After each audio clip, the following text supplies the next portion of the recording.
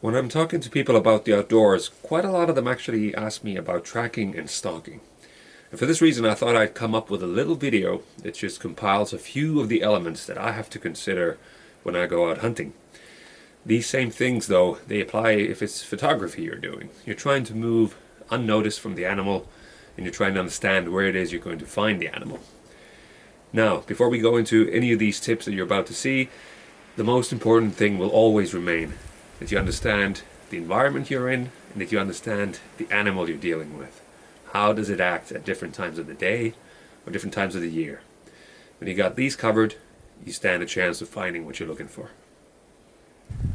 Okay, we've got a set of tracks made by Luna the Finnish hound right here. She's gone that way. Just to give you a few of the fundamentals. Number one, we will never ever be walking on the tracks, but we will stick to the side, so leave the spoor untouched. And where will we be walking? Now, on an overcast day like today, tracking is a bit more difficult, but when you got sun, it is best to keep the sun on the other side of the track, so the tracks are between you and the sun. Why is that? That gives you more of a three-dimensional feel of the track. Just try and demonstrate this. If we have some light coming from here, you're going to get a lot more detail out of it if you have some sunlight. And the best time would be in the morning or in the evening when the sun is in the zenith. You're going to get a lot less out of it. There's a couple of things. Also, when you're walking, you're not looking down at your feet. You are looking 4 to 6 meters ahead of you. It's quite a long way. If you're not doing that, not only is it inefficient, but it can also be dangerous if you're tracking down a wounded animal. You need to have your eyes forward. Now, one of the best ways of practicing tracking and understanding how tracks behave in different weather and different kinds of substrates is making what's called a tracking box or a sign garden. But you would do that with different substrates. Right now we're dealing with winter, so we're stuck with snow. But what you would do, let's imagine we have an 8 by 4 feet area here, is your box surrounded by plywood. You fill it with your substrate, and you would walk through it, and you would then pay close attention to the detail of the tracks. How does it look, really using a notepad and a pen. You would then come back, walk this way, let's say 30 minutes later. You'll be able to compare in those prevailing weather conditions those two sets of tracks and see what's going on. And as we know, different substrates, now that is a whole science. I mean, depending on how dry it is, how coarse it is, wet substrate is going to hold the track better, but too much moisture is going to make the track collapse on itself. So that's a whole universe that needs a lot of research. But let's stick to winter for now. If we're looking at a fresh track here, one thing to remember when you're trying to age a track is that, let's say in snow, when you're applying pressure as you are walking, pressure implies heat as well. So on a microscopic level, actually, there is moisture in here quite a lot because the heat makes the snow melt. And what that means is right now, this track crumbles up really nicely. Were you to come back later in the prevailing conditions, hours later, this would be frozen solid. So something for you to understand. If we take a look at another thing, this works on when you're practicing on any kind of substrate, but what you're dealing with when you're talking about tracking, one thing is pressure releases. And here's a track. The person's been walking this way, and we can tell that there's been a direction change. There's a toe blow off here, and there's sort of a ridge. I'm not sure if you can see this gathered around here. This is where most of the pressure was applied. That gives us our direction. So that's where the person turned.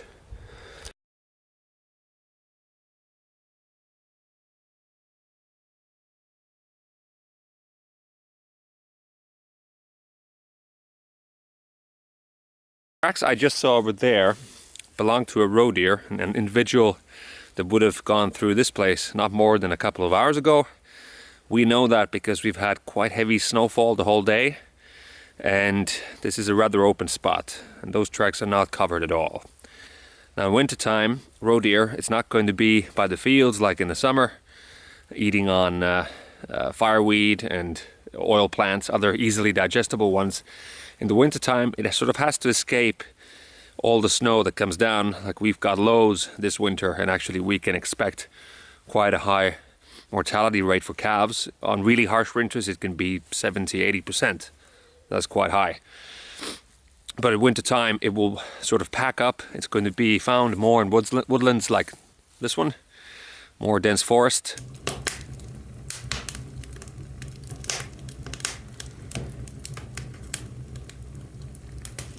Now, if you're wondering what this weird little bag here is, let's have a look and find my different layers. It's a thicker wool sweater. It's a fleece. Here's the snow camo. Now all of this, as you can see, has been sitting in a bag full of branches off a spruce. This was actually a Christmas tree that I found next to the dumpsters by the neighbors, and I thought I'd make use of the branches. All of these clothes I've washed with washing powder that has no scents. I've also used, instead of detergent, I've used baking soda.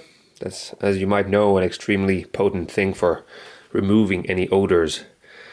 After that, once I dried off the clothes in the sauna, I packed them into this relatively airtight bag with the branches. Now this gives a scent to the clothes that is natural to the roe deer's environment.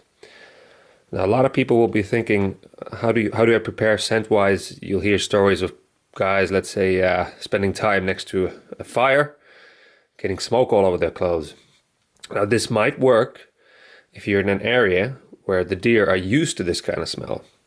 If it's not something that's normal for their environment, if they're not used to it, that's only going to scare them away. The Nokia Nali boot, so the Arctic fox. It's a rubber boot. It's got an extremely warm felt inside. These boots are actually made to go with forest skis. What I've got packed inside here, actually, if you have a look, this is about the biggest woolen socks you'll ever see. Thank you to the missus. Now these are actually made to go on top of the boot. It's going to be on the outside, you heard me right. They're going to be put on when you're just about near the place where you'll be doing your stalking. And as you're moving at an already excruciatingly slow pace, there's one thing that can give you away, is the snow squeaking underneath your feet. This is an old trick that can eliminate some of that noise. Obviously, very important is to pay attention to how you're stepping and take your time. Of course, you would be familiar with the wind, so you have to be downwind. In most cases, you would be approaching the animal downwind.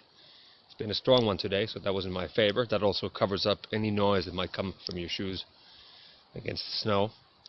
A little trick that a lot of people will use when you're trying to be very sure about the direction of the wind, and if you can't, ta-da!